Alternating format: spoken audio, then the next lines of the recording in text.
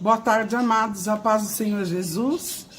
Aqui quem fala é a pastora Sueli Lima, eu sou da Missão Evangélica Senhor dos Exércitos de São Paulo. E eu gostaria de compartilhar com vocês uma mensagem que se encontra no livro de João, no capítulo 4. Lembrando que a primeira parte desta mensagem eu gravei por voz. E eu vou pedir para as meninas depois colocarem no canal delas para você ouvir a primeira parte. E aqui a segunda parte, e eu vou ler alguns versículos. Em João 4, no versículo 9, então lhe disse a mulher samaritana: como sendo tudo judeu, pede-me de beber a mim, que sou mulher samaritana. Replicou-lhe Jesus: se conheceras o dom de Deus, e quem é o que te pede, dai-me de beber, tu lhe pedirias e ele lhe daria água viva. Respondeu ela: Senhor, tu não tens com que tirar, e o poço é fundo. Onde, pois, tens a água viva? És tu, porventura, maior que Jacó, o nosso pai? No 13, afirmou-lhe Jesus: quem beber desta água tornará a ter sede. Aquele, porém, que beber da água que eu lhe der, nunca mais terá sede. Pelo contrário, a água que eu lhe der será nele uma fonte a jorrar para a vida eterna. E disse a mulher: Senhor, dai-me desta água, para que eu não tenha mais sede, nem precise vir buscá-la. Até aqui. Queridos, nós conhecemos essa passagem. Quando você ouvir a primeira parte dela, nós vamos estar falando mais a respeito desta mulher. E nós vemos que Jesus, ele parou ali no caminho, porque ele sabia que ele ia ter um encontro com ela. Chegou o dia daquela mulher dela ser curada na sua alma. Porque nós bem sabemos que no horário que ela foi buscar água, não era propício para as mulheres ir buscar nesse horário. As mulheres, elas buscavam água pela manhã ou no cair da tarde. Este horário era um horário de pessoas com uma vida duvidosa, né? Uma conduta duvidosa, e buscar água para que não fosse necessário se encontrar com as outras mulheres. Então, nós sabemos que a conduta da samaritana, ela era duvidosa. E Jesus, ele resolveu passar ali e esperar por ela, porque ele tinha vida para dar para ela. Ele tinha cura, ele tinha libertação. E ele foi, mandou os discípulos ir para a cidade e ficou ali, aguardando a vinda daquela mulher. E quando nós olhamos para a atitude daquela mulher, com uma vida duvidosa, uma mulher que estava em pecado, e Jesus vai e conversa com ela: dai-me de beber desta água. Nós podemos ver o que ela tinha ali dentro do coração. A palavra de Deus fala que a boca fala daquilo que o coração está cheio. E nós podemos ver que ela tinha uma crítica, ela era uma pessoa que só criticava. Porque ela já vira para ele e fala: como sendo tu judeu, vem falar comigo, que além de ser mulher, porque os judeus não conversavam com mulheres, a não ser que fosse da sua própria família, e muito menos com uma samaritana. Então ela já julgou Jesus.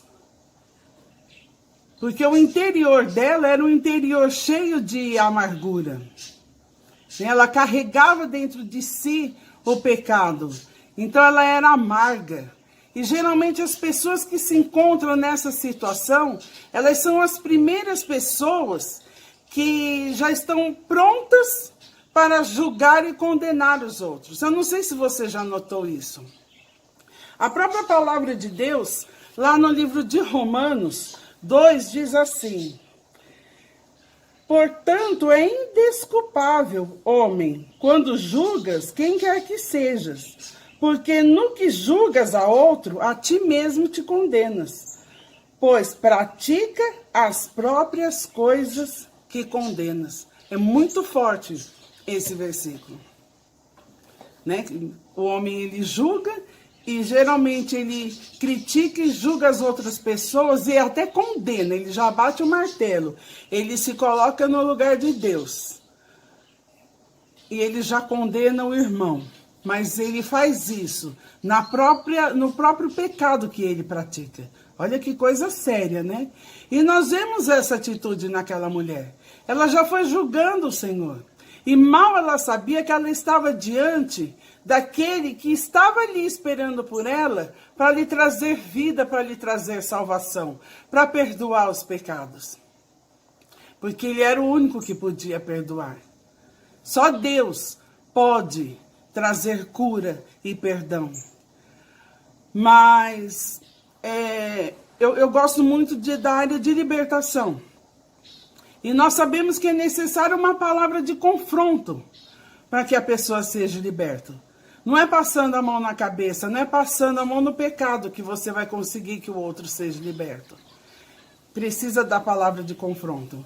E ela foi e se armou ali para o Senhor, já julgando a atitude dele, mas o Senhor sabia qual era o ponto fraco dela. E ele não estava ali para condenar nem julgar.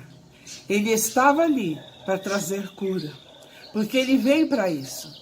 Ele veio para que o homem que estava morto nos seus delitos e pecados, ele pudesse restabelecer a comunhão com Deus, a comunhão com o Criador. Essa comunhão que ele tinha lá no princípio e que foi quebrada por causa da desobediência. E foi para isso que Jesus veio.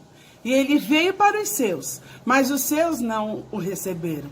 Mas a palavra de Deus diz que a todos quantos o receberam, ele deu-lhes o poder de serem feitos filhos de Deus. E ele veio para aquela mulher. E ele vai e toca no ponto fraco dela, porque ela só estava julgando, e ele vai e fala: mulher, vai lá e chama teu marido. E eu acredito que o tom da voz daquela mulher mudou. Porque ela foi e falou: Senhor, eu não tenho marido. Ele: disseste bem, não tenho marido. Porque você já teve 5 e o que você tem agora, ele não é seu. Aí ela reconheceu nele um profeta. Aí mudou o linguajar daquela mulher. Mudou a atitude dela. E a palavra fala assim no verso 19. Senhor, disse-lhe a mulher: vejo que tu és profeta. E ali Jesus fala da verdadeira adoração. Aonde é que tinha que adorar? Como que tinha que adorar a Deus? Porque o nosso testemunho vivo, queridos, ele é um fator primordial na conversão sincera de muitas vidas. Né? A transformação que ocorreu no nosso coração, ela tem que ser visível. E o Senhor, ele estava ali falando de uma verdadeira adoração. E aí muda totalmente a atitude dela. E ela fala: eu sei que há de vir o Messias chamado Cristo. E quando ele vier, ele vai anunciar todas estas coisas. E Jesus vai e se apresenta a ela. Ele não tinha ainda se apresentado a ninguém ali em Samaria desta forma. E ele foi e falou: eu o sou que falo contigo. Olha que coisa gloriosa, que tremenda essa experiência daquela mulher com Deus. E nessa tarde, o Senhor também quer trazer essa experiência. O Senhor quer trazer essa transformação na nossa vida. Porque muitas vezes, queridos, nós nos colocamos no lugar de juiz de Deus. Nós queremos julgar as pessoas. E a experiência que essa mulher teve foi o que a palavra de Deus diz. Olha, primeiro você tira a trave que está no seu olho, para depois você olhar o cisco no olho do teu irmão. E Jesus confrontou ela, e da mesma forma, ele está confrontando nós nesta tarde. Ele quer te trazer libertação. Ele quer trazer cura. Ele quer que você pare de julgar as pessoas, porque as pessoas, só Deus conhece o coração de cada um. Só o Senhor conhece. Ele é aquele que sonda e conhece o nosso coração. Nós não conhecemos as pessoas. E a Bíblia fala que o homem, ele deve se examinar a si mesmo. E é isso que o Senhor quer que você faça nesta tarde. Que você se examine a si mesmo. Né? Que nós venhamos deixar de lado toda a religiosidade, achar que nós somos santos, que o outro é pecador. Lá no livro de Isaías 65, é muito sério, é muito forte, quando a palavra de Deus diz assim, Isaías 65, 5 fala assim, povo que diz, fica onde estás, não te chegues a mim, porque sou mais santo do que tu. És no meu nariz, como fumaça de fogo que arde o dia todo. E ainda fala mais. Eis que está escrito diante de mim, não me calarei. Mas eu pagarei, vingar-me-ei totalmente das vossas iniquidades, e juntamente das iniquidades dos vossos pais, diz o Senhor, os quais queimaram incenso nos montes, e me afrontaram nos outeiros. Pelo que eu vos medirei totalmente a paga devida às suas obras antigas. Então aqui Deus está falando, aquele povo que falava, olha, não te achegues a mim, porque eu sou mais santo do que tu. Eles estavam totalmente no pecado. E isso subia nas narinas de Deus como fumaça de fogo. Existe uma tradução que fala como fumaça de folha de fumo, que tem um cheiro horrível. Então, olha que terrível que é quando nós queremos assumir a posição de Deus, de julgar o outro, de condenar. E hoje o Senhor quer que nós abandonemos essa prática. Porque só Ele pode fazer isso. Porque Ele é o único que conhece o coração do homem. E Ele morreu pelo pecador. Então quem somos nós? Que esquecemos de onde foi que Deus nos tirou. Esquecemos daquilo que o Senhor já nos perdoou. E hoje nós queremos nos posicionar como santo e impedir que o outro entre e receba o reino de Deus. Queridos, quando nós olhamos para a vida de Pedro, é bem clara a situação ali quando Pedro, ele negou Jesus. Ele falou que jamais ele faria isso. E ali no momento que Jesus foi preso, quando chegaram nele, ele negou o Senhor 3 vezes. E depois da ressurreição de Jesus, quando Jesus apareceu aos discípulos e a Pedro, ele estava ali conversando com Pedro, era a oportunidade que Pedro tinha de se arrepender, de se reconciliar ali com o Senhor. E Jesus vai e pergunta para Pedro, Pedro, tu me amas? E ele, eu te amo, Senhor. Ah, então apacenta as minhas ovelhas. E por 3 vezes Jesus pergunta. E as 3 vezes Pedro responde que ama o Senhor. Mas a Bíblia diz que na 3ª vez Pedro se entristeceu. Eu acredito que ele se entristeceu porque ele deve ter lembrado que ele negou o Senhor por 3 vezes. E Jesus vai e fala assim para Pedro, segue-me. Isso está lá em João 21. E Jesus fala para ele, segue-me. E no verso 20, no capítulo 21 de João, no verso 20, a palavra fala assim, então Pedro, voltando-se, viu que também ia seguindo o discípulo a quem Jesus amava. Então, se Pedro voltou, ele teve que olhar de lado e ele teve que olhar para trás, para ele se voltar. Você concorda comigo? E aí ele viu que João vinha vindo atrás. E eu entendo pela palavra que nós temos que olhar para frente, que nós temos que colocar os nossos olhos em Deus. Porque a mulher de Ló, ela olhou para trás e virou uma estátua de sal. O único momento que nós devemos lembrar é da onde o Senhor nos tirou, que é para a gente não esquecer. Da onde foi que Ele nos tirou e tudo aquilo que Ele nos perdoou. Né? Que nós não devemos esquecer isso. Não para condenação nossa, mas para a glória de Deus. para que nós possamos ser misericordiosos com os nossos irmãos.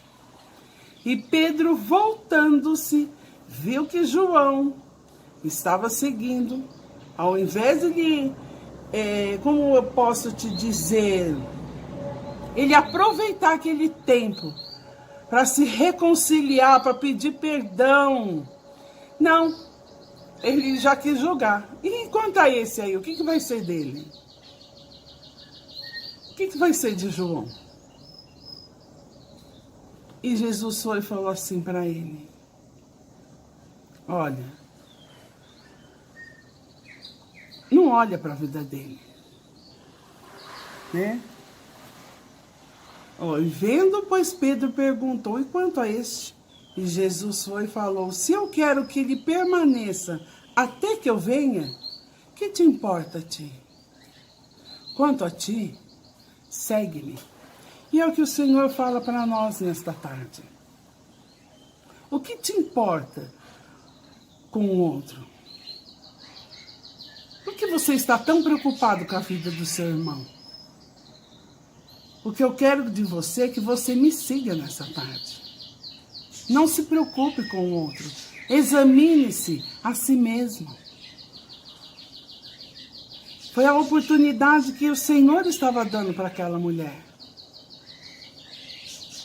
Mulher, onde está o seu marido? Ah, eu não tenho. Ah, eu sei que você não tem. Você já teve 5 e o que você tem agora não é seu. E ali ela reconheceu nele um profeta. Ali ela reconheceu não somente nele um profeta, mas que ele era o Messias, o Cristo, o prometido de Deus. Aquele que veio para curar, salvar, libertar. Aquele que veio para nos tornar filhos e termos acesso ao Pai. E temos o direito de entrarmos na presença dele e de um dia ir morar com ele no céu. Então, queridos, que você não venha se deter, ficar paralisado, julgando o seu irmão, preocupado com o que vai ser dele. Sim, você pode se preocupar para orar, para interceder, mas não para julgar. Porque a Bíblia diz que aquele que pensa ser alguma coisa, não sendo nada, engana-se a si mesmo. Então não se julgue que você é melhor do que ninguém, porque você não é. A mesma misericórdia, a mesma graça que te alcançou, o Senhor tem isso para as outras vidas. E nós também, nós temos que ser misericordiosos. E nós temos que fazer como aquela mulher, que a partir do momento que ela recebeu a cura, que ela recebeu a libertação, a primeira coisa que ela fez foi anunciar o evangelho para toda criatura. Que o Senhor falou: ide e pregai o evangelho. É nisso que nós temos que focar. Amados, nós estamos vivendo um tempo com essa doença, com esse vírus em que não se pode sair, e que nós chegamos à única conclusão, que o dinheiro que você tem não vale nada, que a roupa que você possui, ela não serve para nada, porque você tem que ficar confinado dentro da sua casa, então você não vai precisar usar aquela roupa tão cara, tão bonita. Tanto faz você ter um vestido que custou R$50 ou 2.000. Tanto faz se você tem um sapato que custou 40, 50, 100 reais, ou um sapato de luxo que custou 1.000, 2.000. Nada disso importa, porque todo mundo está sujeito a ficar dentro de casa por conta desse vírus que está matando. E o que é pior, que tanto faz o belo convênio que a pessoa for ter, o bom convênio, né? Quero dizer. Ou se vai estar num hospital público. O poder da vida e da morte está nas mãos do Senhor.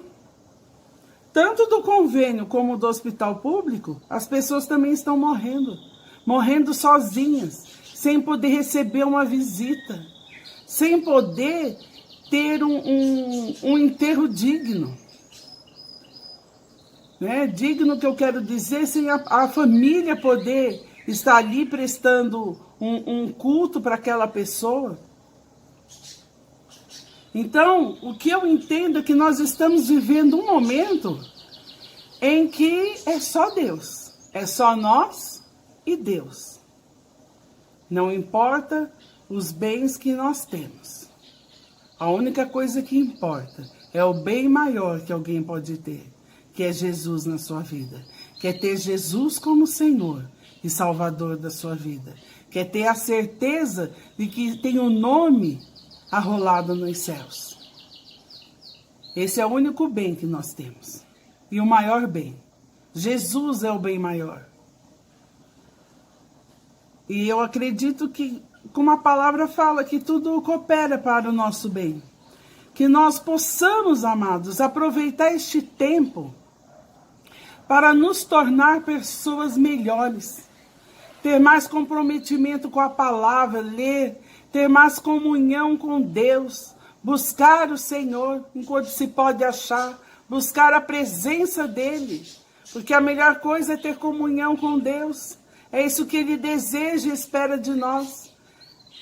Então vamos aproveitar esse tempo para buscar ao Senhor, para nos tornarmos melhores, pessoa que ama. A única coisa que nós vamos levar daqui é o amor, para amar mais e deixar de julgar, deixar de bater o martelo, julgar e já condenar os outros, mas que seja um tempo em que nós possamos amar, né? Ocupe esse tempo para enviar versículos, para enviar uma mensagem para os seus amigos, seus familiares, para aquele até mesmo que você já está um tempo sem conversar. Aproveite este momento.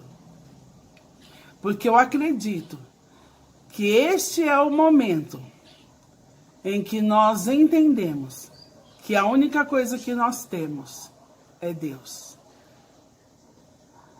E eu creio que nós não precisamos de mais nada. Porque ter Deus no seu coração já é ter tudo. Amém? Que Deus te abençoe e que essa palavra dê frutos no seu coração. Em nome de Jesus, fique na paz do Senhor.